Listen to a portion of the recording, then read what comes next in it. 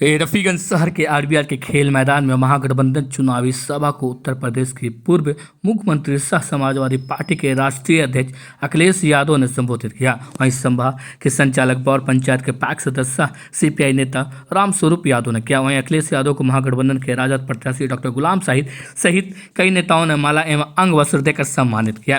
वहीं सभा को संबोधित करते हुए अखिलेश यादव ने कहा कि भाजपा नौकरी छीनने वाला है, जो भाजपा के शासन में महंगाई चरम सीमा पे है, जो अमेरिकी भारत के खिलाफ खड़ी है, जो लोकसभा के चुनाव में उत्तर प्रदेश की अयोध्या सहित कई जगहों पे भाजपा को हराया, जो नौजवानों को बिहार में भविष्य बनाने के लिए लैपटॉप मिलेगा, इस पर बिहार में तेजस्वी यादव की सरकार बनेगी। वहीं अखिलेश यादव ने महागठबंधन के पक्ष में प्रचार किया। उन्होंने कहा कि बिहार में अब बदलाव तय है और आने वाले समय में तेजस्वी यादव मुख्यमंत्री बनेंगे, जो बिहार में सामाजिक न्याय और रोजगार की नई शुरुआत होगी। अखिलेश यादव ने कहा कि बिहार में सुशासन नहीं बल्कि दुशासन की सरकार चल रही है।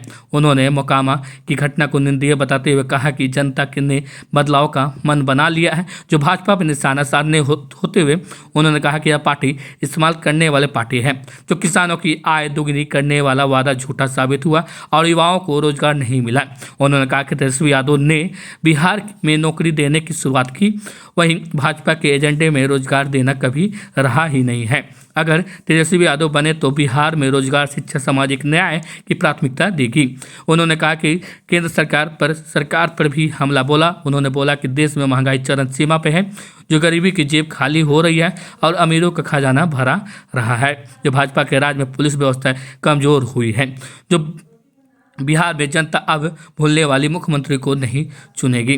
वादा किया कि महागठबंधन की सरकार बनने पर जीविका समूह को 30,000, वृद्धा पेंशन 2,500 और गरीब परिवारों को 500 रुपये की सिलेंडर मिलेगा। उन्होंने कहा कि बिहार में खुशहाली का समय आने वाला है, जो तेजस्वी यादव के नेतृत्व में हर वर्ग को सम्मान और अवसर मिलेगा। वहीं डॉक्टर गुलाम साहिद ने कहा कि नगर पंचायत में जिस तरह विकास किए हैं, अब पूरे विधानसभा में विकास करेंगे। मेरा प्राथमिकता सभी पंचायतों में अलग अलग मुद्दे हैं, जो सभी मुद्दों को चुनकर मेरा विकास करने का काम करेंगे। इस अवसर पर प्रदेश महासचिव कौशलेंद्र यादव सहित रणविजय यादव, जीप अध्यक्ष शंकर बिंदु, प्रखंड अध्यक्ष Vicky Yadav, Sanjay Yadav, doctor Sanjay Yadav, Arvind Yadav, Yogendra Yadav, Halendra Kumar, Robin Yadav, Madan Chaudhary, doctor Tulsi Yadav सहित राजद के प्रखंड अध्यक्ष संतोष कुमार, माहिद खान, फहद शाही, रोबिन यादव, मुखिया गुड़िया देवी सहित महागठबंधन के कार्यकर्ता सहित सब लोग शामिल हुए।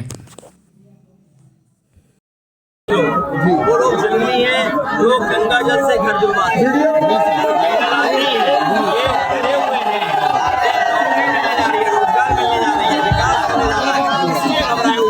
अपना जंगल राज में याद आ रहा है।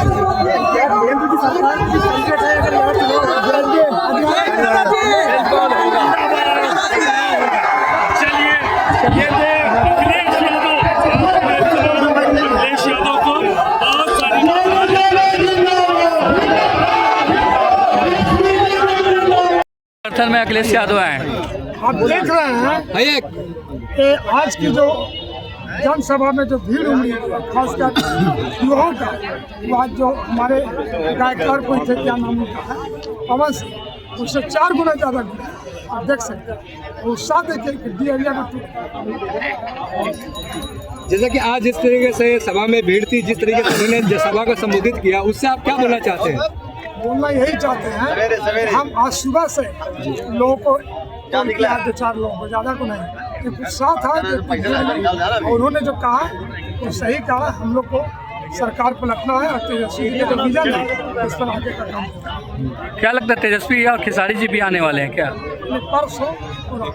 परसों का प्रोग्राम है। अभी टाइमिंग नहीं मिला, लेकिन मेरा ये टेंशन है। रफीगंज में ही आएंगे। इसी अपने समर्थकों को क्या संदेश देना चाहते हैं? समर्थकों का यही संदेश करना चाहते हैं कि इस तरह से हमको नगर में लगातार जीत हासिल करा रहे हैं।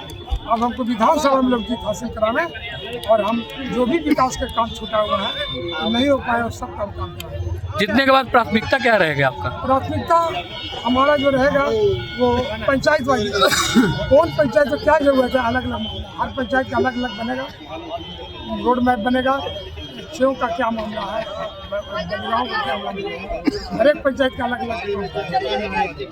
अखिलेश जी जो आए, जो उन्होंने जो बात बोला, लोग को जो भी लैपटॉप की उन्होंने बात किया, ये बात उनकी सरकार, तेजस्वी की सरकार आने के बाद ये सफल होगा, युवा को ये मिलेगा या नहीं मिलेगा? जो कहा गया उस पर अमल पूरा किया। जी ठीक है। थे अभी आप कांग्रेस के नेता बने हैं, क्या कहिएगा? आपके सपा के नेता आए थे। बात सब बराबर है, सब तो एक ही में है, महागठबंधन में कोई अंतर नहीं पड़ता है। इसलिए महागठबंधन जो है मजबूत बना है और पूरे देश में एक नया संदेश दिया है और संगठित होकर के बिहार को इस बार बदलेगा, आगे दिल्ली को भी बदल जाएगा। इतनी ताकतवर संगठन बनी है हमारी। और अभी सपा के राष्ट्रीय अध्यक्ष माननीय अखिलेश यादव जी आए थे, गठबंधन में सभा संबोधित किया गुलाम साहिब साहब के समर्थन में, जो महागठबंधन के प्रत्याशी हैं। और उनके आगमन से ये क्लियर हो गया कि अवन और पवन सब हवा में चले गए, ये सब कोई टिकने वाले नहीं है। भारी संख्या में हर लोग समर्थन दिया है। इस उम्मीद है कि भारी मतों से विजयी बना करके रफीगंज विधानसभा में रिकॉर्ड मत से जीतेंगे गुलाम शाही साहब, और हमारी सरकार बनेगी बिहार में। कल भी जो मतदान हुआ है उसमें आपके मीडिया के लोग ही कह रहे हैं कि 125 सीट महागठबंधन को आ रहा है, जबकि अभी अधूरा बात हुआ है, चुनाव हुआ है। पूरा होगा तो पूरा सीट हम ही लोग जीतेंगे, दूसरा कोई जीत नहीं करेगा। क्या लगता है सरकार बनाएगी? सरकार पूर्ण बहुमत से बनेगी और बेसी भी हो जाएगा विधायक। आपका नाम? तुलसी यादव, कांग्रेस नेता औरंगाबाद। यादव कह रहे हैं कि हर घर में नौकरी देंगे, क्या सच्चाई लग रही है? आपको लगता है कि सच्चाई नहीं है? हम लोग कोई जुमलेबाज लोग हैं, हम लोग बीजेपी के लोग नहीं ना हैं, एनडीए के लोग नहीं ना हैं, जो बोले थे कि 15 लाख रुपया काला धन ला करके सबके बैंक खाते में डालेंगे, जिन्होंने 2 करोड़ युवाओं को रोजगार की बात की थी, स्मार्ट सिटी का सपना दिखाया था, बुलेट ट्रेन का सपना दिखाया था, अच्छे दिन का सपना दिखाई है। तो भाजपा के लोग हैं जो कहते वो करते नहीं, हम लोग तो जो कहते हैं वो करते हैं।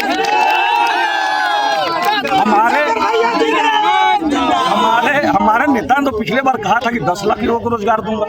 सरकारी नौकरी 17 महीने में दिया हम लोगों ने। हमने पढ़ाई, दवाई, कमाई, सिंचाई, सुनवाई, कार्रवाई की बात की। हम लोग युवाओं कहा कि मिडिल लाओ, नौकरी पाओ। हमने आईटी पॉलिसी बनाया, हमने टूरिज्म पॉलिसी बनाया। हम लोग तो कहते हैं, हम लोगों ने कहा था कि जाति आधारित जनगणना हमने कराई, आरक्षण की सीमा हमने बढ़ाई।